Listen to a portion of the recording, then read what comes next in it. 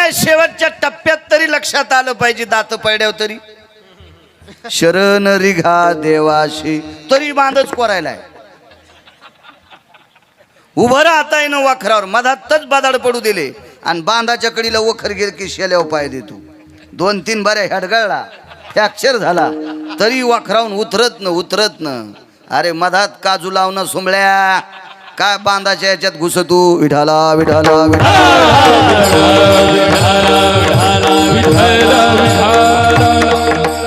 नाहीत त्या घरात जाळी. त्याच्या पलीकडचं सांगू का तुम्हाला, काय इतका कठीण शब्द वापरला माझ्या मंगळवेड्यातल्या मालकांनी, चोखोबरायनी.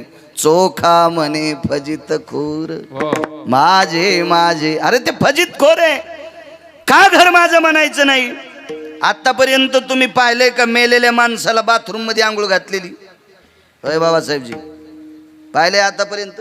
घातली कोणाला? चौकात. आता पाटाय जरा भरपूर झालेत म्हणून पाट टेकालेत, पहिले आऊत खोडं टेकीत होते. आजही काय काय सुना म्हणतात न ग बाई, म्हातारीला त्याच्यावर आंघोळ घातल्या, मग बाबा त्याच्यावर जेवणारे. ह्या पाटावर नाही म्हातारीला आंघोळ घालायची. आणि त्या पाटावर घातलीच आंघोळ तर मग ते देऊन टाकतात महाराजाला पाठ. हो, मला असे 5-50 पाट आले. आमच्या घरचे म्हणले भरपूर आलेत. म्हणलं मुकाटे बस, याच्यावर मेलेले आंघोळी केल्यात. हो, तुम्ही कशाला घेतले? म्हणलं दिले, आपल्याला काय द्यायचं तेल देईल आणि भूते आला गाईला. पैसे देऊन थोडेच घेतले, तर आले ना ते. पण तुम्ही इतकं येड्यावानी करू नकोस म्हणलं, हे आपल्याला असे आलेत. मग काय वालं मेलेलं माणूस का त्याला चिटकलं का? अरे मी आणलं त्या सासऱ्यानं सासूनं कमवलेली संपत्ती सून तुपात बुडून चपात्या खाली, तिला सासऱ्यानं सासून आंघोळ घातलेला पाठ तिला जमन, आपल्याला कसा जमल? ते म्हणले आपण महाराज आहेत, आपल्याला जमतं काय? विठाला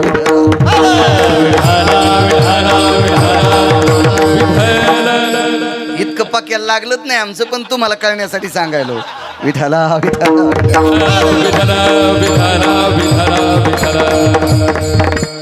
बाहेर आंघोळ घालतेत.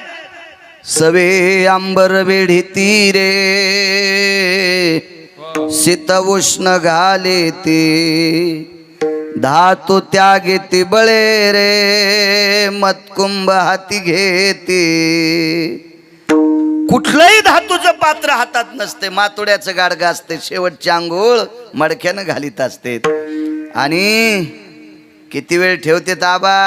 अहो पटकन काढा काढा म्हणते. काढा काढा म्हणती झाला भूमी, काढा काढा म्हणती झाला भूमी भार, काढा म्हणती झाला भूमी भार, काढा काढा म्हणती झाला भूमी भार. स्वजन स्वतंत्र सारे करीती विचार, काढा काढा म्हणती याची झाला भूमी भार. स्वजन स्वगोत्र अरे करीती विचार, काढा काढा म्हणती याची झाला भूमी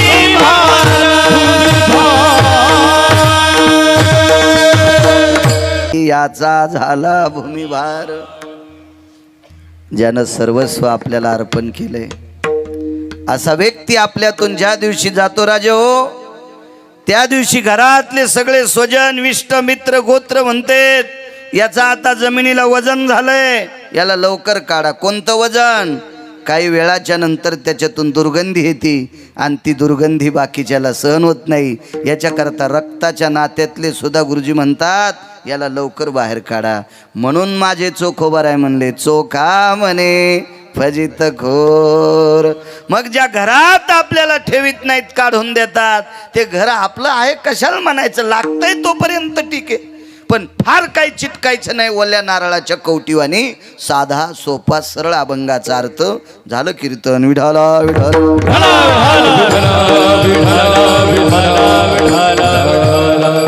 मृदंग महामेरू हरिभक्तीपरायण संतोषजी महाराज दीक्षित, आदरणीय मृदंग महामेरू नितीनजी महाराज गोडसे, चंद्र सूर्यासारखे तेजस्वी मृदंगाचार्य. वा, माझ्या वारकरी संप्रदायाच्या जयघोषासाठी ज्यांनी अविरत सेवा वारकरी संप्रदायाची करत आहेत अशा दोन्ही मृदंगाचार्यांना प्रणाम. या परिसराला लाभलेलं वारकरी संप्रदायातलं गोड सरत्न आमचे आदरणीय हरिभक्तीपरायण देठे महाराज, आध्यात्मिक सात्विक तात्विक असा गोड ज्यांचा अभ्यास आहे असे आमचे देठे महाराजांना सुद्धा मनपूर्वक प्रणाम. एक एक सूर्य रोज बघतो, पण आज मला 3 सूर्य बघायला भेटलेत. मत भाग्य. अहो बाळ्या, रोजही 12 पोळ्या खाईन पण पुरण घालणारी लागल ना.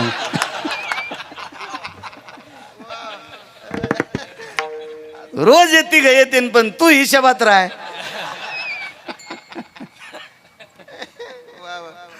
तू ही गाडी हिशोबाच्या पलीकडे पळायली, तुला रोज रोज सूर्य कसे सापडते रे. आपल्यावर घेतल्यावर यायच्या लय खसखशी पिकत आहेत. गान सम्राट, गान कोकिळा, गायनातलं तात्विक सात्विक रत्न आदरणीय आमचे किशोरजी महाराज शेळके, तथा गान सम्राट, गान कोकिळा, अत्यंत गायन क्षेत्रात मार्मिक अशी ज्यांची पकड आहे, वजन आहे, आमचे प्रकाशजी महाराज गुरुजी, त्यांनाही प्रणाम. किशोरजी गुरुजींना प्रणाम. आणि या परिसराला लाभलेलं अत्यंत सात्विक तात्विक गायन क्षेत्रातलं मार्मिक रत्न आदरणीय जगदाळे आबा, खूप असे प्रमाणपाठ, खूप प्रमाणपाठ, निष्ठावंत वारकरी आदरणीय जगदाळे आबा, तुम्हाला सुद्धा प्रणाम. या कडीपासून तर तिकडच्या कडीपर्यंत बाकी सगळ्या पॅन्टीवाले जरी असले तरी तुम्हाला प्रणाम. याही बाजूचे. फक्त एक विनंती करील, महाराष्ट्रात अशी बाईच नाही ती नवऱ्याचे पैसे चोरीत नाही.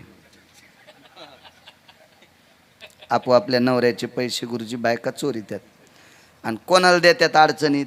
नवऱ्यालाच. लाखात एखादी येडपट असती ती भावाला देती, असं समजायचं. आर्थिंगनं करंट हाणलं. लाखात शक्यतो बायका नवऱ्याचे. एक जण म्हणला मै चोरीतच नाही, नोटा बदलल्यावर कळाली. कोणाकडे देईन बदलायला? प्रत्येक बाई नवऱ्याचे पैसे चोरती आणि ती अडचणीत नवऱ्यालाच देती. कधी कधी भावाचं नाव करून दागिने करून येतात. आपण आपल्याच पैशानं पांढऱ्या पॅन्टी शिवा. विठाला विठाला विठाला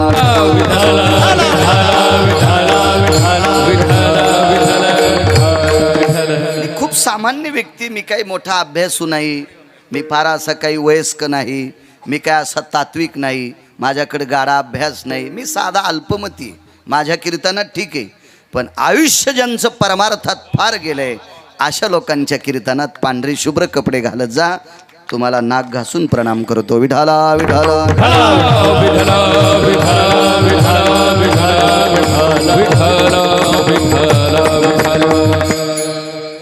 कार्यक्रमाच्या संदर्भात बाबासाहेबजी संपर्क करत होते. स्वतः आलेच सुद्धा. त्यांच्याकडे मागे कार्यक्रमाला गेलतो. मला वाटतं ही पाहुणे तुमच्याकडे तिथेच त्यावेळेला आले असतील. त्यावेळेला मग वाटलं असेल त्यांना गिरगावकर घ्यावा कीर्तनाला. स्वतः रस्ता दाखवण्यासाठी मला रस्त्यात उभे राहिले. आलेच सुद्धा बाबासाहेबजी, त्यांना धन्यवाद. श्रीयुत आप्पासाहेब पुंडलिकराव पाटील चव्हाण, श्री गोरख पुंडलिकराव पाटील चव्हाण, श्री मच्छिंद्र पुंडलिकराव पाटील चव्हाण, श्री कोंडीराम पुंडलिक पाटील चव्हाण, 4 सुपुत्र आहेत. 2 त्यांना कन्या,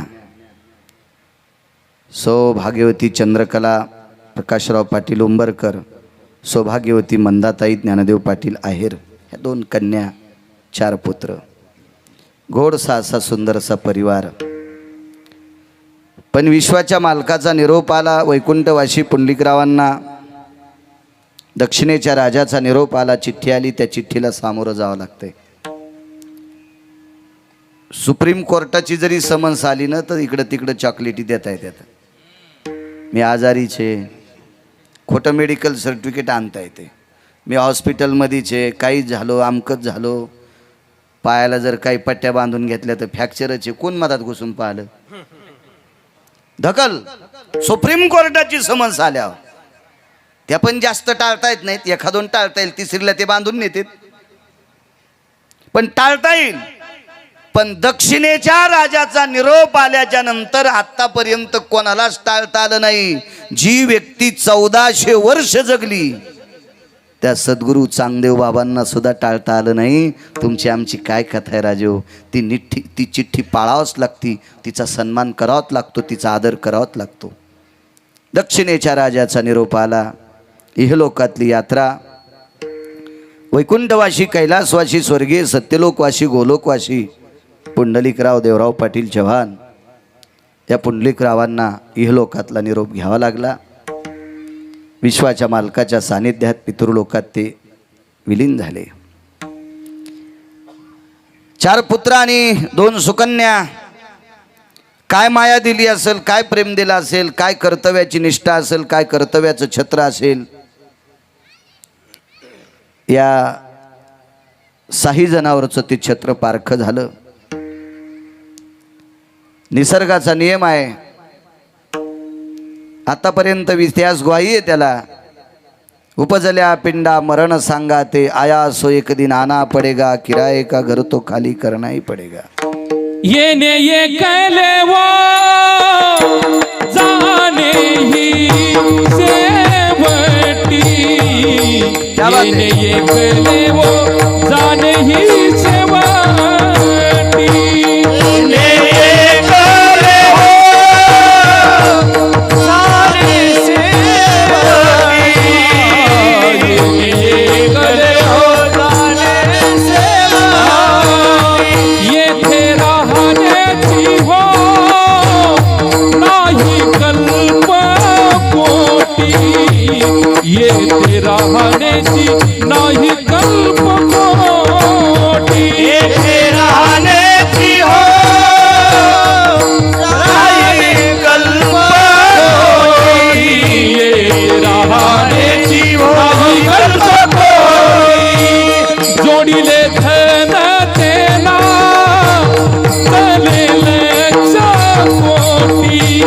जोडीले धन तेना चले 1,00,000 कोटी. जोडीले धन चले 1,00,000 कोटी. जोडीले धन तेना चले 1,00,000 कोटी. म्हणून आली या सावळ्याची भेटी वा. म्हणून आली या सावळ्याची भेटी. सावळ्याची भेटी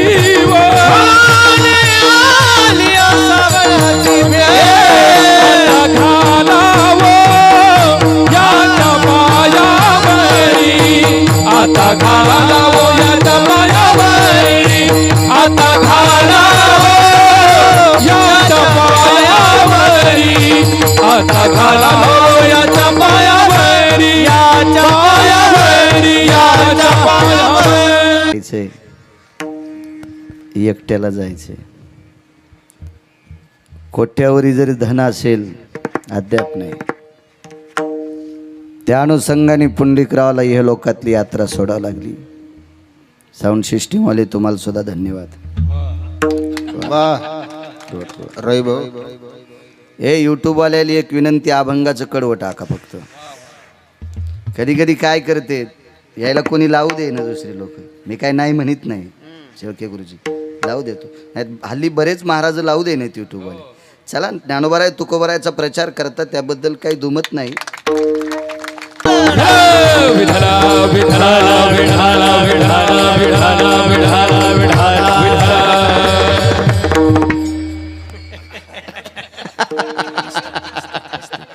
वैकुंठवासी पुंडलिकराव मालकाच्या सानिध्यात विलीन झाले. राजो या 4ही पुत्रांना मान्य केलंय, करावं लागेल, करतील, केलंय. पण कधी कधी पुरावा मोठ्यांचा ऐकल्याच्या नंतर माणसाच्या अंतःकरणातलं दुःख नाहीसं होत असते. नदीच्या कडेला एक शेळी बसली होती. शेळी कळतील तुम्हाला का शिरड म्हणते तुमच्याकडे? शेळीच ना, शेळी बसली होती. आणि त्या शेळीला पोरग झालं. त्या पोराचं नाव होतं टिक्या, म्हणजे बोकड्या. पण कपाळाला चंद्र होतं म्हणून तिनं नाव त्याचं टिक्या ठेवलं. टिक्या. आणि अचानक नदीच्या कडेला हिवराच्या झाडाचा पाला खाता खाता वरून पाणी आलं आणि तिचा टिक्या वाहून गेला. शेळी नदीच्या कडेलाच बसली. 5-4 दिवस झालं खाईनं काही होईना अशी वाळून गेली, मरायला टेकली ती शेळी. तिकून एक हत्ती आला. त्या हत्तीनं त्या नदीकडे पाहिलं, डोळ्यातलं पाणी टप टप टप टप खाली पडलं आणि हत्ती निघून गेला. पण शेळीनं पाहिलं हत्ती नदीपर्यंत आला, ररडान वापस का गेला. आपण विचार, हे हत्ती दादा, काय माय, मोठी माणसं शिस्तीत बोलत असतात. काय माय, हत्ती शेळीला माय म्हणला. भारतीय संस्कृती किती गोड आहे बघा. हत्ती काय म्हणला, काय माय दादा, ह्या नदीकडे बघून तुझ्या डोळ्यातून 2-4 पाण्याचे थेंब पडले आणि तू पुन्हा वापस कशा करता. त्या हत्तीनं सांगितलं, बाई, मागच्या आठवड्यात माझा मित्र या नदीत वाहून गेला. हत्तीचा मित्र कोण, बोकड्या असेल का? हत्तीचा असेल ना. तर शेळीने विचारलं, किती मोठा होता? माझ्यापेक्षा 4.5 क्विंटल वजन त्याचं शिल्लक होतं. हत्ती शेळीला सांगतो. शेळी मुकाट्यानं उठली, पाणी पिलं, हिवराचा पाला खाल्ला आणि घरी गेली. दृष्टांत कळाला प्रकाश गुरुजी? ज्या नदीमध्ये हत्ती वाहतोय तिथं बोकड्या वाहून जाणं काय नवलाची गोष्ट आहे. बघा किती मोठे हत्ती गेले. मग पुंडलिकराव गेले. हे निमूटपणे 4 भावंडांना, मुलांना मान्य करावं लागेल, त्या मावल्यांना, मुलींना मान्य करावं लागेल. पंढरपुरातले मालक एका विद्वान महाराजांकडे शिकण्यासाठी गेले. कोण माहिती आहे? पंढरपुरातले मालक, द्वापार युगातले भगवान द्वारकाधीश कृष्ण परमात्मा एका महाराजांकडे शिकायला गेले. कोणाला म्हणायचं मालक, तुम्हाला आणि मला इथं किती दिवस बसवायचं आणि कोण्या दिवशी मळ्यात नेऊन पेटवायचं, ज्याच्या हातात आहे त्याला जगाचा मालक म्हणतात. या विश्वातली एकही सत्ता त्याच्या सत्तेच्या बाजूला सरकत नाही, त्याला जगाचा मालक म्हणतात. आणि तो ब्रह्मांडाचा मालक एका विद्वान महाराजांकडे शिकायला. विद्वान इतका शब्द बाजूला फेका. चारित्र्य संपन्न, आचरणशील, पुण्यशील, सात्विक, पावन अशा महाराजांकडे. आपल्या संप्रदायात विद्वत्ता कमी असली तरी चालेल, पण आचरणाला किंमत आहे. ज्याचं आचरण गोड आहे का त्याच्या पायावर डोकं ठेवत जा. विद्वान आहे पण ज्याचं आचरण भ्रष्ट झालं, अशा भडव्याच्या पायावरला तुम्ही कपाळ लागल्यावर तुम्हाला पाप फेडावं लागेल. माणसं तपाशीत जा. पाणी पिना छान के आणि गुरु करना पछान के. पाणी गाळून पेत जा, आजार होणार नाहीत. आणि महाराज तपासून पाहत जा. न तपासल्यामुळे जगाच्या मालकीनीला त्रास झाला. कोण जगाची मालकीन? विटेवरची मालकीन 7व्या अवतारातल्या सीताई साहेब. महाराज न तपासल्यामुळं 6 महिने 26 दिवस एकटीला बसावं लागलं. एकटीला, जगाच्या मालकीनीला. रावण खरा महाराज होता का? नाही, खोटा होता. न तपासल्यामुळे इतकी फजिती झाली. असे कितीतरी पुरावे तुम्हाला देता येतील, पण आपल्याला पुढे सरकायचं. आपल्या वेळेत पाळी झाली पाहिजे.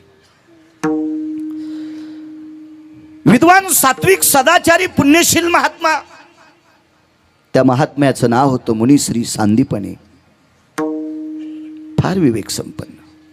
थोडासा आवाज कडक. त्या योगी राजांकडे माझे द्वारकाधीश कृष्ण परमात्मा विद्यार्जन करण्याकरता गेले. फरक सांगतो दोघांच्या दर्शनाचा. आबा पंढरपुरातले मालक सांदीपनींच्या पायावर कपाळ टेकून दर्शन घेत होते आणि सांदीपनी पंढरपुरातल्या मालकाचं दर्शन अंतःकरणाने घेत होते. काय फरक आहे याच्यातला? हृदयपूर्वक दर्शन घेत होते, मनोमनी दर्शन घेत होते. आणि पंढरपुरातला मालक मात्र त्यांच्या पायावर डोकं ठेवून दर्शन घेत होता. अधिकारी किती असतील महात्मे, कल्पना करा ना, किती मोठे अधिकारी असतील. एक जण म्हणला, काय बाळू महाराजाच्या गोळ्या संपल्या असतील का? तर हे एवढा मोठा महाराज विटेवरच्या मालकाचं भजन करतो आणि तरी पण विटेवरचा मालक त्यांच्या पाया का पडतो? तर विटेवरच्या मालकाला सुख देण्याची ताकद या संतांत आहे. संताचे सुख झाले या देवा, मनवोनी सेवा करी त्यांची, किंवा या सुखा कारणे देव वेडावला, वैकुंठ सोडोनी संत सदनी राहील. देवाकडे सुखाची कमतरता आहे, ती संतांकडे. शेळके गुरुजी, भगवान चरणावर डोकं ठेवायचे. 12 वर्ष शिकले. किती काम केलं असेल माझ्या विटेवरच्या मालकाने. त्यावेळेला गॅस नव्हता, फ्रीज नव्हतं, कुकर नव्हतं, मिक्सर नव्हतं, चुलीवर स्वयंपाक होता, मडक्यात वरण शिजायचं, पाट्यावर चटणी वाटण वाटायचं. मिक्सर नव्हतं कुठल्याही प्रकार. रई लावायची असेल तर घुसळ खांब असायचा, रई असायची, डेरा असायचा, ते मंथन करायचं. सगळ्या प्रकारची कामं देवानं धारा काढल्या आश्रमावर. स्वयंपाकासाठी जळतण सरपण आणलं, वाटेल ती कामं केली. 12 वर्ष आटपल्याच्या नंतर तुटला आयुष्याचा दोरा सांगतो राजो. 12 वर्ष आटपल्याच्या नंतर महर्षी सांदीपनींचं दर्शन घेतलं आणि सांगितलं, गुरुदेव येऊ का आता. सांदीपनींनी सांगितलं, जा बाबा जा. त्यांना माहीत होतं ते त्रिकालज्ञानी लोक होते. ते काय तुमच्या आमच्यासारखे महाराज थोडेच होते पिशवी वागवायला म्हणून चल माया संग कौरक बी. अरे त्याला त्याचं पाव दे ना, तू ही थैली घेऊन फिरायला. हा तू दाखवायला आणि त्यानं कशी बायको जागवा. तेव्हा जो दुसऱ्याचा विचार करतो का त्याला महाराज म्हणतात. आणि नुसता राबून घेतून पुढच्याचा भोगा मान करतो का त्याला भाडवा म्हणायचं. त्याला नाही महाराज म्हणायचं.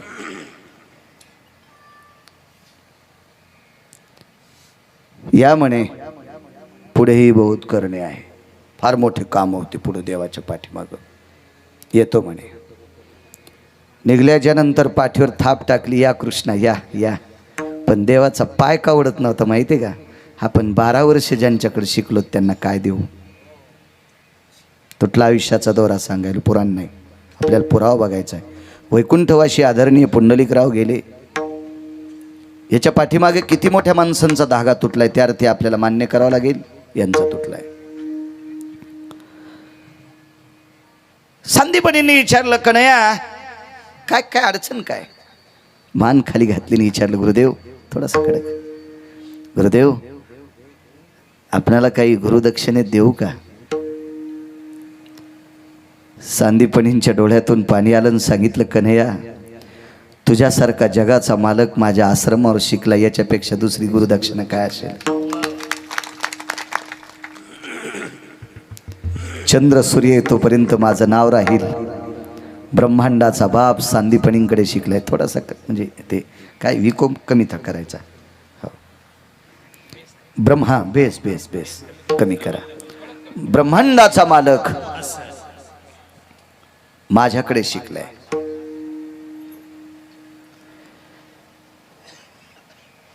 बागे अपघातात माझ्या कमरेला मार लागला. एक जणांनी सांगितलं अमक्या अमक्याकडे जा किशोरजी. तर मी म्हणलं का हो, मी बरीच डॉक्टर पाहिले पण तुम्ही त्या डॉक्टरचं नाव का सांगायले. आदरणीय वैकुंठवाशी राजकीय क्षेत्रातले एक रत्न माननीय अटल बिहारी वाजपेयी यांच्या गुडघ्याचं ऑपरेशन त्या डॉक्टरने केलेलं आहे. म्हणून बाळू महाराज तुम्ही त्यांच्याकडे जा. डॉक्टरचं नाव कोणामुळं वाढलं. अटल बिहारी. तर सांदीपनींचं नाव कोणामुळं माहीत झालं. ब्रह्मांडाच्या मालकामुळं. काय गुरुदक्षिणा मागतील बाबा. नकोय म्हणे कन्हैया ये जयस्तु मंगला. तू जे काम करशील ते मंगल होईल. माझ्याकडून तुला आशीर्वाद, तुझ्याकडून मला काही नकोय. ये आता ये. निघाले. पण भगवंताच्या लक्षात आलं आईनं जितकं प्रेम केलं तितकं आपल्यावर सांदीपनींच्या धर्मपत्नीनं प्रेम केलंय, गुरुमातेनं प्रेम केलंय. आपण आईसाहेबांचं दर्शन घेऊ. गुरुमातेच्या चरणावर साष्टांग प्रणिपात केला, दंडवत घातला आणि आईसाहेबाला सांगितलं, आईसाहेब मला निघावं लागतंय आता. बरं बाळा बरं. काल परवा आमच्या दोघांची चर्चा झाली. ह्यांनी मला सांगितलं की 4-2 दिवसात कृष्ण जाणार आहे असं मला ह्यांनी सांगितलं. वाक्य किती गोड वापरलं बघा. असं मला ह्यांनी सांगितलं, पप्याच्या बापान नाही. इथं बसलेली बाई नवऱ्यानं आवाज दिल्यावर जी म्हणती काय एखादी बाई, हातवरी करा, तिच्या चपलाचं मंदिर मी बांधितो. कसा इचुडस होतो का नवऱ्यानं आवाज दिल्यावर जी म्हणायला. आणि काय संक्रांतीच्या दिवशी गाडी घेऊन फिरत उगच नकाची म्हणी जाऊ, पण मालक म्हणायला काय हरकत आहे? मालक मालक. आजपासून इथं बसलेल्या 5 बायकांनी नुसतं मुलाला, ए बाळा मालक आज कुठे गेलेत रे? तो हा बाप कुठे गेला म्हणजे गुरख्याला बोलायली काय? तुझे पप्पा कुठे गेले? हे असलं नाही बोलायचं, ते तोंडातून पेट्रोल आल्यावानी, गावरान तूप आल्यावानी बोललं पाहिजे तोंडातून. हे बाळा मालक सकाळी बाजाराला गेलेत रे, कधी येणार आहेत मालक? इतकं बोलायचं माझ्या माइंडनं. राग येऊ द्या तुम्हाला, यानं तुम्हाला पाप लागणार नाही मी सांगितलेल्याबद्दल. मालक म्हणजे मालक, पाया पडतो तुमच्या पाया. आपली संस्कृती टिकवा. मागच्या लोकांनी फार कष्टाने टिकवली. टिकवा टिकवा आपली संस्कृती. मालक म्हणी जा, म्हणी जा मालक.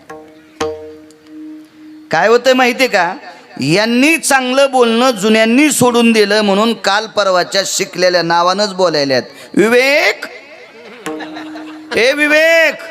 म्हणलं बाई विवेक कोण? माझे मालक. येतो म्हणलं मी. नाही जेवायला ताट लावलंय, म्हणलं तुझ्या हातचं खाल्ल्यावर मग गाडी कॅनल मध्ये जाईन. तू नवऱ्याला जरी एक केरी बोलायलीस तर तुझ्या पापानं मग गाडी उभी जळण उभी. एखादं ट्रॅक्टर याचा अंगावर पुन्हा पाहिल्यासारखं. हो नको म्हणलं, नको नको नको. टिकी जा संस्कृती, टिकी जा. तुम्ही किती मोठ्या व्हा, इंद्राच्या वैभवापेक्षा तुमच्याकडे वैभव यावं, पण आपली संस्कृती टिकवावं. हो, ह्या संप्रदायातल्या लोकांनी लय कष्ट घेतले. जुन्या काळातल्या राजांनी धर्म टिकवण्यासाठी पाहे पा ध्वजेचे चिरगुट, राया जतन करिता कष्ट. आमाप कष्ट केलेत, आमाप. सांभाळा. आणि काय होतं माहितीये का? जाऊ द्या 5, एक जरी बाई इथून पुढे नवऱ्याला मालक म्हणली तर त्या पुण्याईनं गिरगावकराची फुटकी नाव तरंगण. दुसरं पुण्य लागतच तरी काय आम्हाला? हा, ह्यांनी मला परवाला सांगितलं होतं रे तू जाणार आहेस म्हणून. येऊ आई साहेब, ये कृष्णा. पुन्हा एकदा दर्शन घेतलं. फारच डोकं काढीत नव्हता जगाचा मालक. आईसाहेबांनी विचारलं, खंड कृष्णा उठणं रे, आशीर्वाद द्या. पाठीवर थाप टाकली. सांदीपनीने आशीर्वाद द्याला, जयस्तु मंगला. जे करशील ते मंगल होईल. पण बाईची ताकद प्रकाश गुरुजी किती मोठी होती बघा. बाईनं सांगितलं अमंगल केलं तरी मंगल होईल. म्हणून 19 गोष्टी द्वापार युगात चुकीच्या केल्या पंढरपुरातल्या मालकानं. 19 गोष्टी चुकीच्या केल्या. पण 19 गोष्टी चुकीच्या केल्या तरी अपयश पदरात पडलंच नाही, यशच पदरात पडलं. ते एका पतिव्रताबाईची ताकद. तुम्ही इतक्या मोठ्या आहात माझ्या माईंनो, इतक्या मोठ्या आहात तुम्ही, इतक्या मोठ्या. म्हणून नवऱ्याला नावान बोल जाऊ नका, म्हण जा मालक. फार मोठे आहात तुम्ही. माझ्या वारकरी संप्रदायाने तुमची फार दखल घेतली. ज्या घरी कुलस्त्रिया राज्य राणी व संपत्ती, या देशाची जडवड संपत्ती काय असाल तर तुम्ही आहात. श्रीमंती काय असाल देशाची तर तुम्ही आहात. तुका म्हणे पतिव्रता, तिची देवावरी सत्ता, तिची देवावरी सत्ता, तिची देवावरी सत्ता, पतिव्रता तिची देवावरी सत्ता. तुका म्हणे पतिव्रता, तिची देवावरी.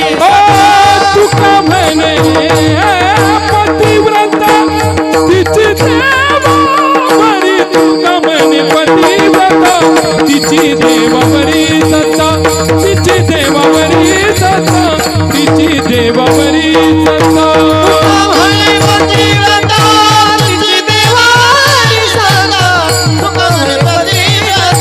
तिची देवावरी हो, तिची देवावरी सत्ता, तिची देवावरी सत्ता.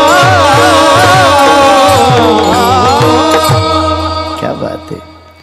एवढी शक्ती तुमची. देव तुमच्या ताब्यात आहे. देव देव देव.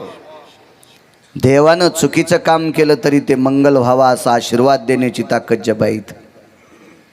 सरकत नव्हता आश्रमातून. हे कृष्णा, हे पाकगृह ओलांडलो. पाकगृह म्हणजे स्वयंपाकगृहात होते आईसाहेब. स्वयंपाकघराची चौकट ओलांडल्याच्या नंतर पाऊल ओढत नव्हता, पुन्हा वापस फिरले. काय कन्या हाई साहेब, एक बोलू, 12 वर्ष या पवित्र हाताचा नैवेद्य खाल्लाय. गेल्या 12 वर्षापासून या पवित्र हाताने तयार झालेला स्वयंपाक हा जठराग्नी तृप्त करण्यासाठी सेवन केला आई साहेब.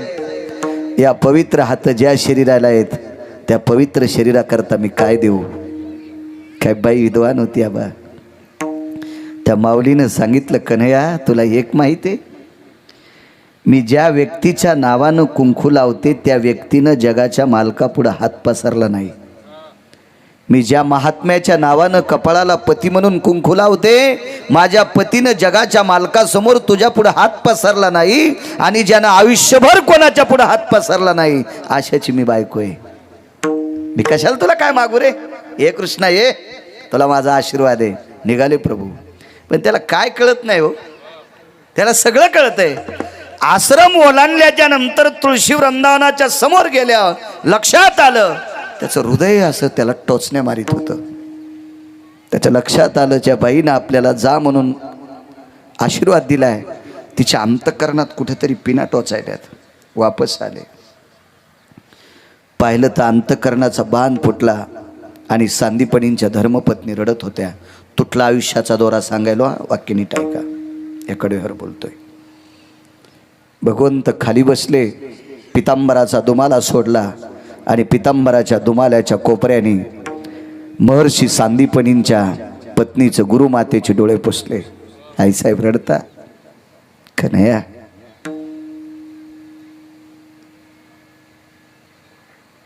तू जातोस याच्याकरता रडू येते रे. आईसाहेब ज्या ज्या वेळेला माझं स्मरण करताल त्या त्या वेळेला मी हजर होईल. हे सगळी गोष्ट खरी आहे रे, पण एक अडचण आहे कन्हैया. कुठली अडचण? माझा मुलगा समुद्र स्नान करत असताना पाण्यात बुडून मेला. सांदीपणींचा मुलगा समुद्र स्नान करत असताना पाण्यात बुडून मृत्यू पावला. पण कृष्णा त्याचं प्रेत सापडलं नाही रे. पण एक लक्षात घे, जोपर्यंत तू आमच्या आश्रमावर नव्हता तोपर्यंत मला त्याचं दुःख वाटत होतं की माझा मुलगा का गेला असेल, माझा मुलगा का मृत्यू पावला असेल. कन्हैया ज्या दिवसपासून या आश्रमावर आलास त्या दिवसपासून माझा मुलगा आठवलाच नाही. आणि जरी आठवला असेल तर मी तुझ्यात त्याला पाहिलं. कृष्णा तू समोर दिसल्याच्या नंतर माझा मुलगा मला तुझ्यात दिसत होता रे.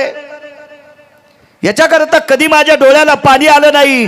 पण कन्हैया लक्षात ठेव, हा आश्रम तू सोडून गेल्याच्या नंतर माझ्या कालवश मुलाला मी कोणात बघू रे, कोणात पाहू, कोणात पाहू. म्हणून हृदयाचा बांध फुटला आणि जगाच्या मालकाला कवटाळून एका फार मोठ्या साधूची धर्मपत्नी रडत होती. महर्षी सांदीपनींची पत्नी रडत होती. ज्या सांदीपनींनी पंढरपुरातल्या मालकाला 12 वर्ष शिकवलं, एवढ्या विवेक संपन्न साधूची पत्नी रडत होती. भगवंतानं सांगितलं, आईसाहेब गुरुजींना बाबांना गुरुदक्षिणा देत होते, त्यांनी नकारली. तुम्हाला काहीतरी गुरुदक्षिणा द्यावी याच्याकरता तुम्ही सुद्धा नकारली. पण एक देण्याचा योग आलाय. मी गेल्याच्या नंतर तुमचा मुलगा तुम्हाला कोणात दिसणार नाही. याच्यापेक्षा परत आणून देऊ का? परत आणून देऊ? कोण अशी जगात बाई आहे तिला मुलगा नको वाटते? कोण नको वाटते? कोण नको? कोण बाई? ठीक आहे कृष्णा, तुझी जर इच्छा असेल, तुझ्यात ती शक्ती आहे, तुझ्यात तो अधिकार आहे, तू निश्चित माझा पुत्र परत आणशील. मृत पुत्र जीवविला वापस आणून दिला पुत्र. किती आनंद झाला असेल. याच्यासाठी काय काय करावं लागलं असेल. भगवान शिवजीची गाठ घ्यावं लागली, विधात्याची गाठ घ्यावं लागली, कालचक्राची गाठ घ्यावं लागली, कालदंडाची गाठ घ्यावं लागली. याच्यानंतर यमधर्माला आमंत्रित केलं. यमधर्म हा सर्वोच्च पद असते. यमधर्म म्हणजे फार मोठ्या टोकाचा असतो. यमधर्म किती अधिकारी असतो सांगू तुम्हाला. यमधर्माच्या पायात धर्मराजा पडत होता. यमधर्माच्या पाया अर्जुन पडत होते. यम धर्माच्या पाया भीम नकुल सहदेव पडत होते. कधी पडले? पांडवांना ज्या वेळेला नष्टचर्या करायची, 12 वर्षाचा वनवास झाला आणि 1 वर्षाचा अज्ञातवास विराट राजाच्या घरी भोगायचा, त्यावेळेला यमधर्माला आमंत्रित केलं आणि 5 भावांनी यमाच्या पायावर लोटांगण घातलं द्रौपदीचं, आणि आम्हाला 12 महिने कसं राहावा याच्याकरता अदृश्य स्थिती द्या. आणि मग यमानं दर्शन घेतल्यावर यमधर्मानं आशीर्वाद दिला आणि पांडव 12 महिने विराट राजाच्या घरी राहिले. यमधर्माच्या आशीर्वादाची ताकद इतका मोठा असतो. यम वेगळा, कालचक्र वेगळं, कालदंड वेगळा, हे खालचे गुमास्ते प्यादे वेगळे आणि यमधर्म वेगळा. यमधर्माच्या पाया रावण पडत होता, ज्याला 7 कोटी घरं सोन्याची होती. रावण पाया पडत होता, यमधर्माच्या रावण. कधी पडला सांगू तुम्हाला? ज्या वेळेला रावण, आता हे बाजूला सरकलो समजायचं, हे पाणी देता देता गवत उपटायचा कार्यक्रम चाललाय. गरज नव्हती सरकायची, पण नाद लागला, दिसलं झाडं तनबड उपटेलेलं, चला उपटून काढू. रावण मृत्यू पावल्याच्या नंतर यमधर्माच्या दरबारात गेल्यावर यमधर्माच्या चरणावर लोटांगण घातलं. आणि ज्या वेळेला यमधर्माच्या चरणावर लोटांगण घातलं आणि रावणानं विचारलं, महाराज मी रामप्रभूच्या हातानं मला मारण्याची ताकद रामप्रभूत होती? यमधर्मानं सांगितलं नाही. मारुतीत होती? नाही. वानरात होती? नाही. मग 1 कोटी राम जन्माला आले तरी मला मारू शकत नव्हते, तरी पण त्या रामाने, वानराने, मारुतीने मला मारलंय. हे कसं खरं? तर यमधर्माच्या डाव्या डोळ्यातून पाण्याचा थेंब आला आणि यमधर्माने सांगितलं, राजा तुला मारलं फक्त तुझ्या बहिणीनं तुझ्या भावानं. रावणाला रामप्रभूंनी मारलं नाही. बदनाम करू नका प्रभू रामचंद्राला, मारुतीरायाला बदनाम करू नका, वानरांना बदनाम करू नका. रावणाला मारलं त्याच्या तुटलेल्या नाकाच्या बहिणीनं, हो, आणि खुर्चीची लालसा असलेल्या भावानं. त्याचं नाव होतं बिभीषण. म्हणून तर माझ्या 18 मालकांपैकी एका मालकानं बिभीषणाला मूर्ख म्हणून शिवी दिली. विठाला विठाला विठाला म्हणती बिभीषण शहाणा,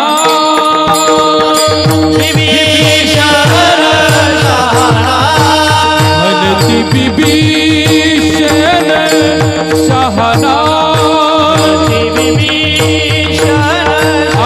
परी तो महामूर्ख दाना, परी तो महामूर्ख दाना, परी तो महामूर्ख दाना, परी तो महामूर्ख दाना.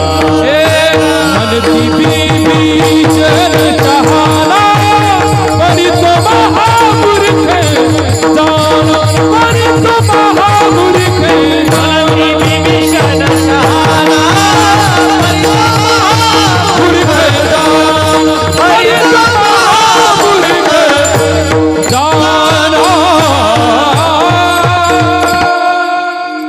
सद्गुरु गुंतांबा अशा महान महात्म्यांचं, योगी राजांचं आगमन या पवित्र मंडपात झालं. अशा पवित्र महात्म्यांच्या चरणी रक्तांबरो भयस्थिता काया व्रधितो सर्वानां पवित्रो धर्म संन्यासो पवित्र वैशान्यरो दग्ध भयोम भीष्मतुल्यास्ततेवच. अशा पुनीत महात्म्यांच्या चरणी गिरगावकराचा साष्टांग प्रणिपात. आमचे महेश मरुदगन महाराज सुद्धा आलेत. महाराज तुम्हाला सुद्धा प्रणाम.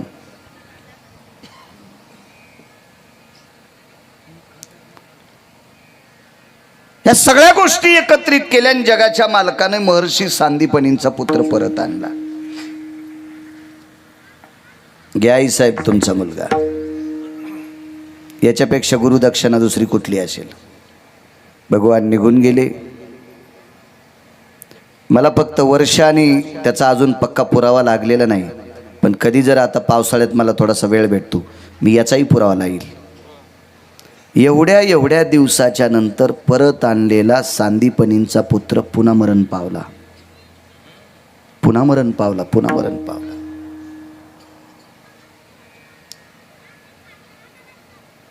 महर्षी सांदीपनी आणि त्यांच्या धर्मपत्नी निरोप आला द्वारकेमध्ये.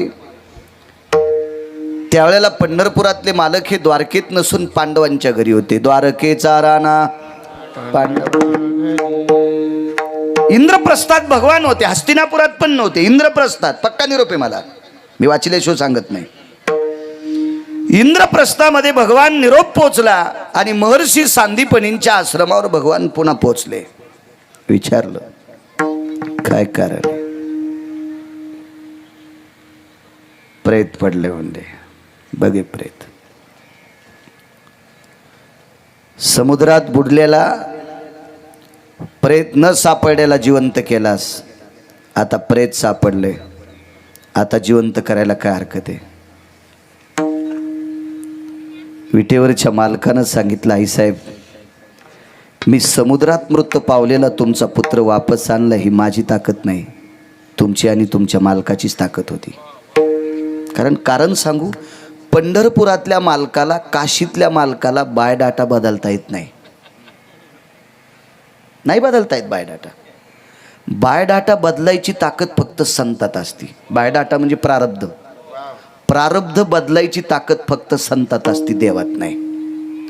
विटेवरच्या मालकाने द्वारकाधीश कृष्ण परमात्म्याने महर्षी सांदीपनींच्या पायावर डोकं ठेवलं. भूमी मशानभूमी होती. मशानभूमीमध्ये पंढरपुरातला मालक ठराविक लोकांच्या पाया पडला. त्याच्यातल्या 2 व्यक्ती सांगतो, एक स्त्री आणि एक पुरुष. सांदीपनींच्या मुलाचा अंत्यविधी करायला गेले त्यावेळेला मशानभूमीमध्ये महर्षी सांदीपनींच्या त्यांच्या पत्नीच्या पाया जगाचा मालक पडला. आणि दुर्योधनाची राख सावडायला ज्या दिवशी गांधारी गेली त्या दिवशी मशानभूमीत गांधारीच्या पाया पंढरपुरातला मालक तिथं पाया पडलाय. असं मी सांगत नाही, महाभारत सांगते. मी माझ्या मनानं सांगितलेलं. आमच्या पप्याची माय ऐकायची नाही म्हणजे माझी बायको. तुम्ही कसे मान्य करताल? आणि पुराण मान्यच करावं लागते का?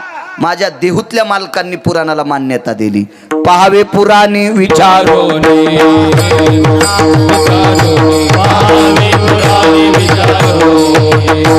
तुका म्हणे नाही विश्वास जा म्हणे,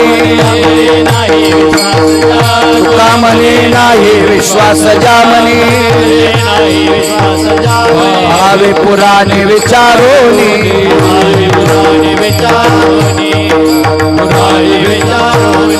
नामा म्हणे नाही आम्हाकडे दोष पुराणी, हे व्यास वाक्य आहे पुराणी, हे व्यास वाक्य आहे.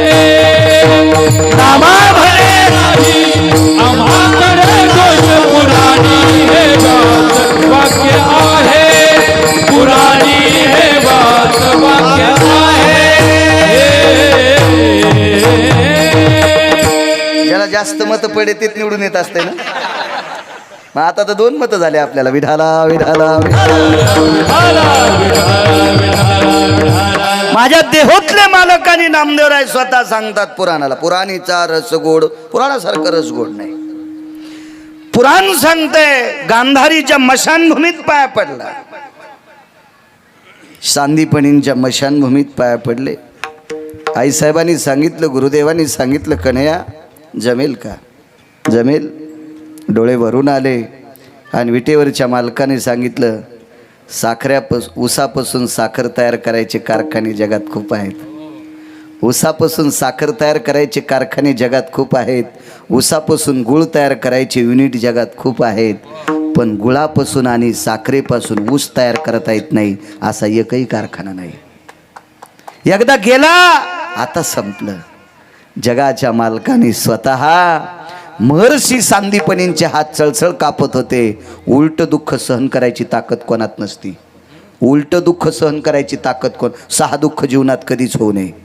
6 दुःख कधीच होऊ नये. आपल्या देखता लेकरू जाऊ नये. अगा तारुण्ये भय जायते सखांता स्थितायाम. तारुण्यात पत्नी जाणे फार मोठं 6 दुःखापैकी एक दुःख आहे. आपल्या समक्ष आपली आपत्ती जाणं हे फार मोठं टोकाचं दुःख आहे. हे दुःख पेलवत नव्हतं. भडाग्नी नावाचा अग्नी हातात घेता येत नव्हता. अग्नीचे 14 प्रकार सांगितले. माणसाला पेटवतात त्याला भडाग्नी म्हणतात. मी सांगत नाही. मशानी नेवोनी भडाग्नी देऊनी येती परतोनी माघारे. भडाग्नी नावाचा अग्नी. मग अन्न शिजवतो त्याला वैशांदर नावाचा अग्नी म्हणतात. पोटातलं पचवतो त्याला जठराग्नी म्हणतात. पाण्याला जाळतो त्याला वडवानळ नावाचा अग्नी म्हणतात. नाना प्रकारचे असे 14 किंवा 9 असे 2 प्रकार ऐकले मी, 9 आणि 14 असं पुराणात. पण हा भडाग्नी नावाचा अग्नी जगाच्या मालकाने स्वतः दिला 23 लोकांना. 23 लोकांना त्याच्यापैकी एका पक्षाला दिला. जटायू नावाच्या पक्षाला भगवान प्रभू रामचंद्रानं त्रेतायुगात स्वतः भडाग्नी दिला, स्वतः भडाग्नी. आणि महर्षी सांदीपनींच्या पुत्राला स्वतः भडाग्नी दिला. आणि मग दर्शन घेतलं. येतो मी का म्हणून मंगळवेढ्याचे मालक पहिल्या कडव्यात म्हणतात, तुटला आयुष्यात दोरा. क्या बात है? तुटला आयुष्यात दोरा. तुटला आयुष्याचा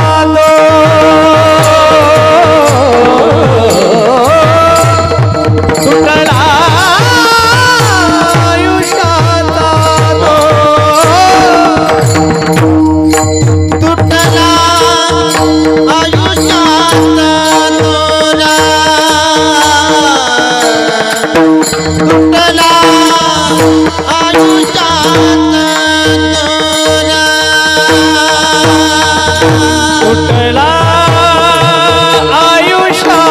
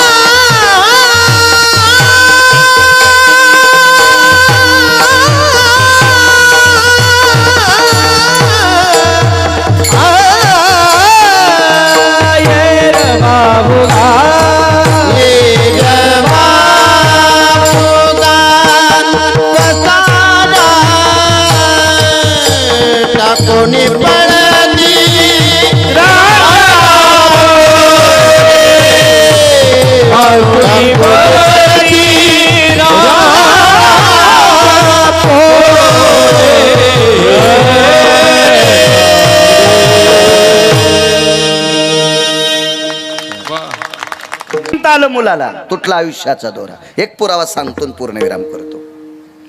लोक जेवायचे तर वेळेत असं बैल किती महागडे असावा, पण आपला बांधा आला की आऊत आखडावा, नेम असलं पाहिजे. एका बाईची तर 15 क्विंटल सोनं होतं. 15 क्विंटल सोनं संक्रांत जवळ आली. मंगळसूत्र किती वजनाचं घालावं? 2 छटाकाचं. तिनं 9 किलोचं घातलं. संक्रांतीच्या आधी काय असती? भोगी. भोगीच्या दिवशी संध्याकाळी 9 किलोचं मंगळसूत्र घातलं आणि संक्रांतीच्या दिवशी पहाटे 3 वाजता वजनच मेली. नाही म्हणलं, द्वारका इतकं मोठं काऊन घातलं? वजनच मेली तू. अख्ख्या भावकीची सक्रात बंद केली. दे ठेवा असं सोनं, पण बारीकसं घालावं, आहे का नाही? 10 मिनिटात एक पुरावा सांगतो, पूर्णविराम. भारतीय युद्धामध्ये 22 वर्ष काही दिवसाचा एक व्यक्ती रक्ताच्या थारोळ्यात पडला. 22 वर्ष काही दिवस वय होतं. 23 वर्ष नव्हतं, हे बी लक्षात घ्या. 22.5 वर्ष पण नव्हतं. 22 वर्ष काही दिवस किंवा काही महिने एवढ्या पुरतं वय होतं. त्या व्यक्तीचं नाव होतं, तो ब्रह्मांडाच्या मालकाचा भाचा होता. त्याचं नाव होतं अभिमन्यू. महाभारतामध्ये मुख्यतः 4 सिंह आणि उपसिंहाच्या यादीत 5वा म्हणून यादी आली, ती आमच्या अभिमन्यूची आली. 5वा सिंह आहे तो. 5वा. द्रोणाचार्य, भीष्माचार्य, कृपाचार्य आणि कर्ण हे 5 सिंह होते महाभारतात. 5. आणि 5ही नालायक माणसाकून होते. आणि ब्रह्मांडाचा मालक भजन करणारे एकूण होता. मी सांगतो म्हणून माना डुलूत नका. पाहती पांडव अखंड वनवासी, परित्या देवाशी आठविती किंवा आळविती. वनवासात पांडव भजन करत होते, याचा अर्थ पांडव वारकरी आहेत. कधी कधी आमचे कथाकार ब्रेक लायनर तुटलेल्या गाडीवानी करतात. मला असं वाटतंय कथा सांगणं काय आपल्या बापाची जहागिरी नाही. जरा वाचून सांग जाय, सुमळ्या माणसं मरतील ना. हा, पाहुणी ग्रंथ करावे कीर्तन एक, आणि ग्रंथ बरोबर बघायचा आणि मग लोकांना सांगायचं. हो, एका कथाकाराच्या मुखारविंदातून मी ऐकलं, पावर का काय भीमाने पण केला वर का. आणि भीम एके दिवशी म्हणाला, माझ्या द्रौपदीला ज्यानं मांडीवर बसिलं त्या दुर्योधनाची मी मांडी फोडीन आणि घटा घटा रक्त पेल. भीम माळकरी होता रे सुंबळ्या. कसा रक्त पेन भीम? त्याचा पुरावा वेगळा आहे. तिलकत भयतती जन्नुर जंगा, अशुद्ध भयतती व्यालाक्षु, भीमकृत जन भय संग येतो. पुराणी भयतती त्यक्तची जाया, वेदती संगन प्रणती मुदा. जन्नुर जंगा त्यक्त सुदाया, विशुद्ध भय जनि जायन्ते. तिलकम रेषा ललाट भययो, तिलकम रेषा ललाट भययो, तिलकम रेषा ललाट भययो. नैवम गांजा कसम लिखितम. गांजा फुक्यान लिहिले का? ज्या मांडीवर एक पवित्र स्त्री ज्या भडव्यानं बसली, ती मांडी फोडीन आणि त्या मांडीचं रक्त, अशुद्ध म्हणजे रक्त, कपाळाला टिळा रेखीन. त्या दिवशी शुद्धत्वाचा आव्हान येईल. त्याही बाईनं पण केला. माझे केस धरून ह्या नालायकानं मला इथपर्यंत ओढीत आणलंय.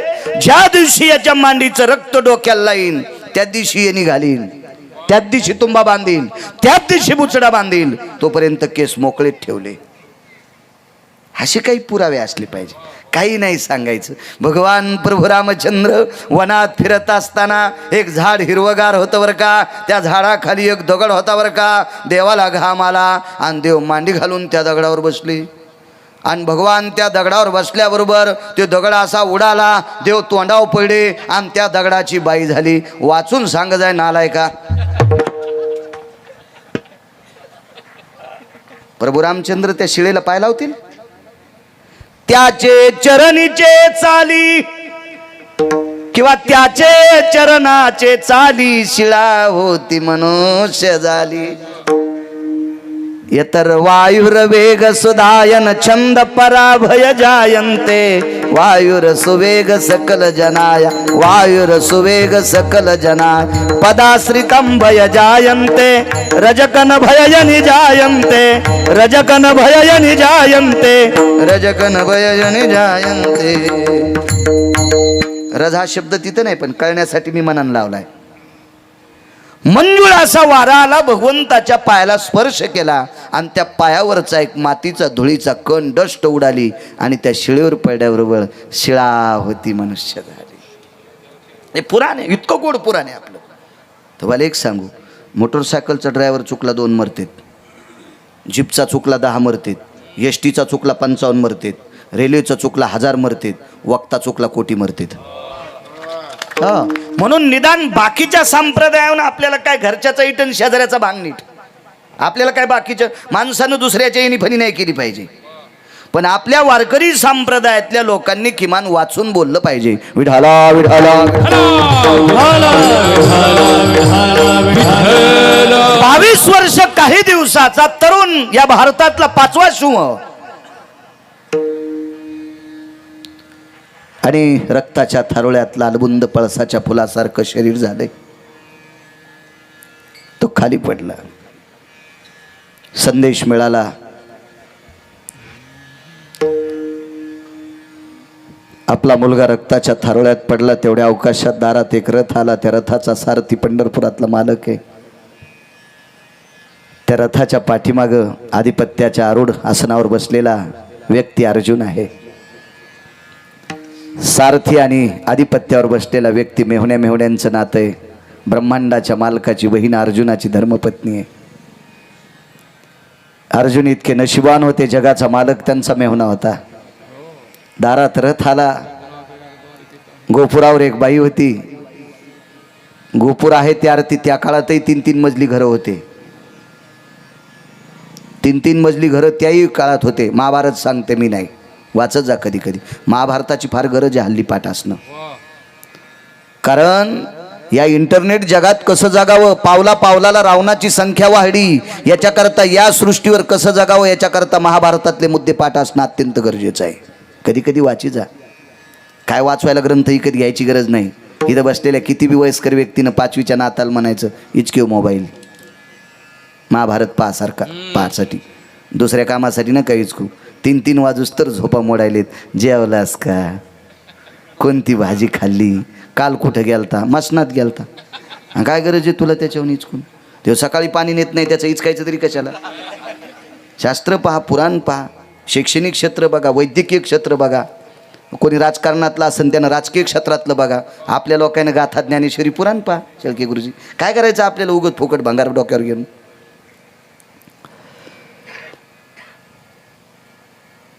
गोपुरावर आई साहेब होत्या. आवाज दिला, दादा. भगवंतानं वरी पाहिलं, ताईनं आवाज दिलाय. आतमध्ये गेली, कागद शोधला, पण कागदाला मशी लागली होती. मशी म्हणजे काजळ, मशी म्हणजे काजळ. त्या काळात कागदाचा वापर ध्वजपत्र म्हणून, ध्वजपत्राचा कागद म्हणून वापर करत होते. ध्वजपत्र पूर्वीच्या काळात काशीचे कापडी आपल्याकडे यायचे, आपल्याला प्रसाद ध्वजपत्रावर देत होते आबा. ते ध्वजपत्र ग्रंथ, पुराणपत्र, व्यवहार काय लिखाण करण्यासाठी वापरायचे. ध्वजपत्राला मशी सव्ये अपसव्याती भागाम मशीयाम जायते ध्वजपत्र असतं ते वचन. सव्य आणि अपसव्य, मागच्या आणि दोन्ही पुढच्या दोन्ही बाजूला मशी लागली होती, काजळ लागलं होतं, काळं झालतं कागद. पूर्वीच्या काळात एकच शाही होती, फक्त काळ्या रंगाची. आजही मला वाटते कायद्याच्या चौकटीत काळीच शाही वापरते रजिस्टर वगैरे करायला. मी एखाद्याचा साक्षीदार होत असतो ना, आपल्याला कुठे विकत घ्यायची ताकद आहे. कोणाच्या रजिस्टर वगैरे करायच्या असतील तर मला साक्षीदार नेतात लोक. तर त्या साक्षीदार गेल्यावरती आपली पेन नाही, त्यांचीच पेन असते काळ्या रंगाची. हो, मग इकडे शाह्या उतू आल्या, काही काहीनं शाह्या वाटून घेतल्या इकडे. मग ते खूप रंग झाले त्याचे, ते बेरंग झाले, काय चौरंग होतील, पुन्हा काही दिवसानं पलंग होतील, त्याचे ते भाग सोडून द्या. पण एकच काळी. मग कागजही काळा आणि शाही काळी, लिहायचं कसं त्याच्यावर. राजो, 22 वर्ष काही दिवसाचा मुलगा असताना आपल्या अपत्यासाठी जिच्या वक्षस्थळातून दूध येतंय तीच स्त्री भारताची आहे. ती स्त्री भारताची आहे. एक मुद्दा सांगू, आठवलं म्हणून सांगतोय. नवऱ्याचं प्रेत आपल्या अगोदर जळू नये, बाई सती जात होती. नवऱ्याचं प्रेत आपल्या अगोदर जळू नये म्हणून बाईच्या वक्षस्थळातून दुधाची धार आली आणि त्या दुधाच्या धारा रावणाच्या प्रेताला लागलेल्या अग्नी विजित होत्या. ती पवित्र स्त्री या भारतातली आहे. इतका भारत मोठा आहे आपला, इतका मोठा, इतक्या मोठ्या आहात तुम्ही, इतक्या मोठ्या आहात. 22 वर्ष काही महिन्याचा मुलगा असताना आईच्या वक्षस्थळातून धार येते दुधाची. ती दुधाची धार आपल्या डाव्या हातात घेतली, पत्र खाली ठेवलं आणि त्याच्या टाक बुडवला आणि वक्षस्थळातून आलेल्या दुधाच्या अक्षरांनी पत्र लिहिलं, जगदानंद कंद जगतपते द्वारकाधीश कृष्ण परमात्मा. अभिमन्यू रक्ताच्या थारोळ्यात शेवटचे श्वास मोजतोय. मला दीपावली पंचमीची तेवढी भेट देऊन टाक, कळावे आपली बहीण सुभद्रा. पत्र सेवकाच्या हाती गेलं, खाली पत्र पोचलं गोपुराहून. जगाच्या मालकानं पत्र वाचिलं. वाचित असताना डोळ्यातल्या पाण्याचे थेंब त्या पत्रावर पडत होते आणि पत्रावर पडलेल्या डोळ्यातल्या पाण्याच्या थेंबानं अक्षरं मोडत होते. याचा अर्थ अभिमन्यूला जिवंत करण्याची ताकद पंढरपुरात नव्हती, मालकात नव्हती. पत्राला असं चुरगाळा केलं, रथाच्या ढकलीत टाकून दिलं पत्राचा तो कागज.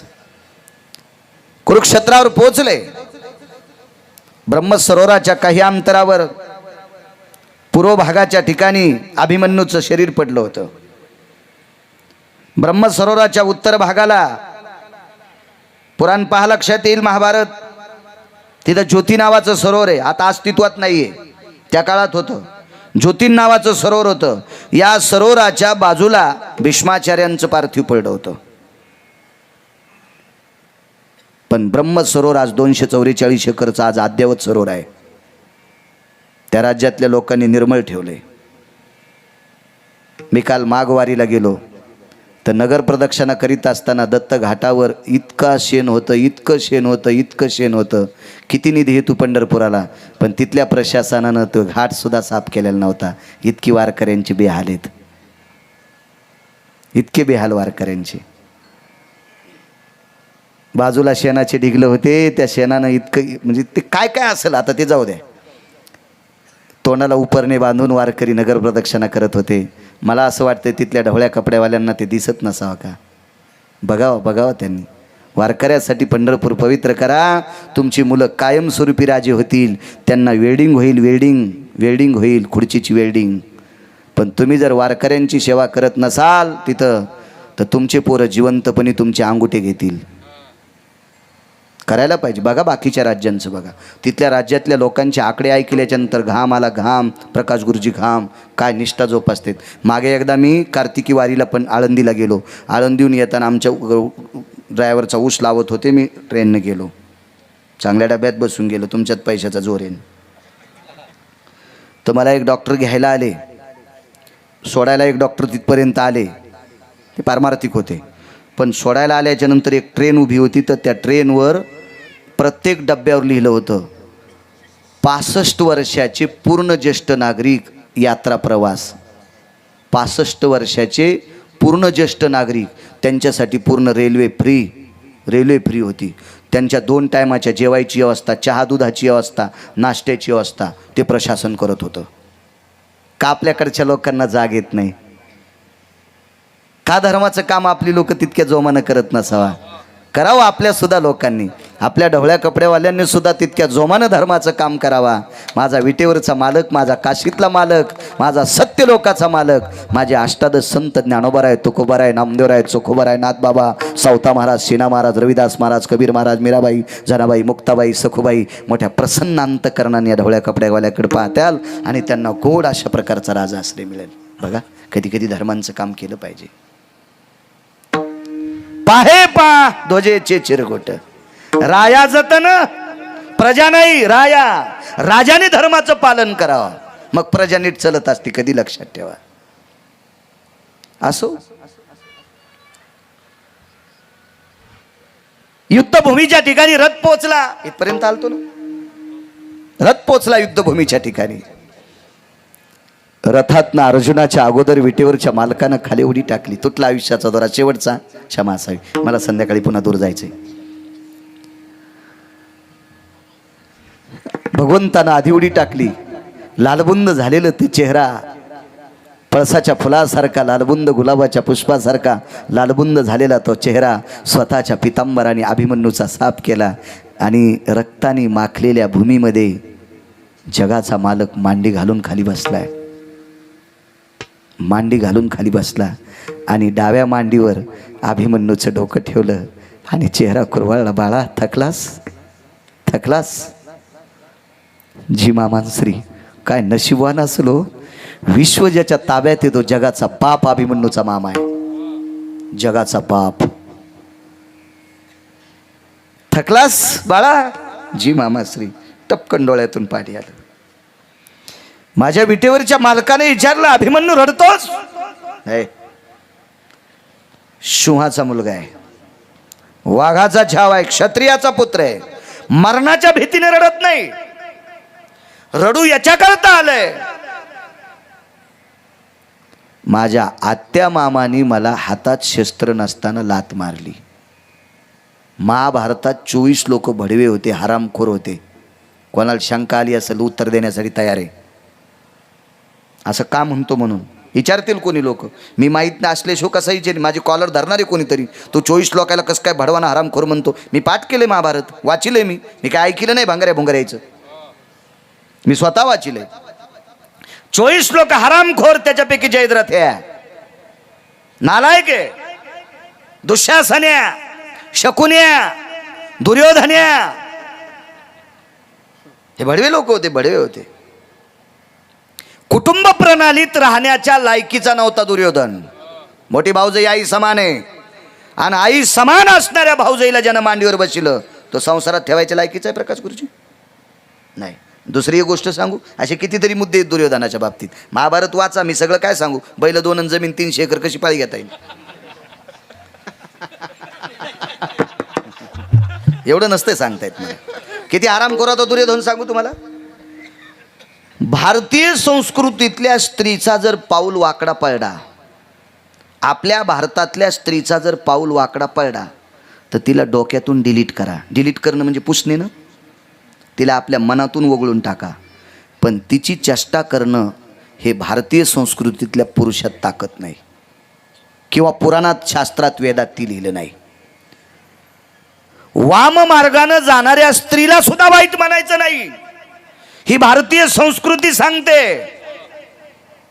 आणि घरी पवित्र, जिचे नख पाहिल्याच्या नंतर 60,000 शिष्य घेऊन दुर्वास पोटभर जेवतात, जिचे होता दरुशन मिळे पोट भरी अन्न, अशा पवित्र स्त्रीला हरामखोर दुर्योधन म्हणायचा. निशी माझी कवना शिरतली. किती घाणेरडा शब्द आहे. चला पुढे सरकतो, अजून एक मुद्दा सांगतो. या देशातल्या स्त्रीचं शरीर कोण्या नालायकानं बघू नये. या देशातल्या पवित्र स्त्रीचं शरीर कुठल्याही नालायकानं बघू नये, म्हणून पंढरपुरातला मालक कपड्याचा कारखाना झाला. कौरवे पांचाळी सभे माझी आणली, वस्त्र हरणे वस्त्र कैशी झाली माऊली. कौरवी पांचाली सभे माझी आणली, सभे माझी आणली, वस्त्रे हरणे वस्त्रे हरणे वस्त्रे कैसी झाली माऊली. कौरवे पांचाली सभे माझी आणली, सभे माझी आणली, वस्त्रे हरणे वस्त्रे हरणे वस्त्रे कैसी झाली माऊली. पांडुरंग येईवो, पांडुरंगे जीवाचे जीव लगे येईवो.